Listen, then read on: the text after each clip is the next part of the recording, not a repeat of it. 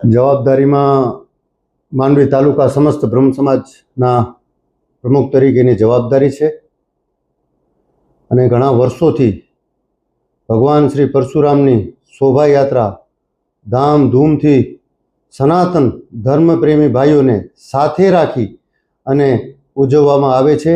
આ વખતે પણ લક્ષ્મીનારાયણ ચોકથી અમારી શોભાયાત્રા નીકળશે સત્સંગ આશ્રમ સુધી। સત્સંગ આશ્રમમાં સાંસ્કૃતિક કાર્યક્રમ છે, ધર્મસભા છે અને સાથે ભગવાન શ્રી પરશુરામની આરતીનું આયોજન છે। તો દરેક ભૂદેવ જેટલા પણ માંડવી તાલુકામાં આજુબાજુમાં વસતા અને તમામ ધર્મપ્રેમી ભાઈઓને પધારવા આપના માધ્યમથી હાર્દિક આમંત્રણ આપવામાં આવે છે। જય મહાદેવ, જય પરશુરામ।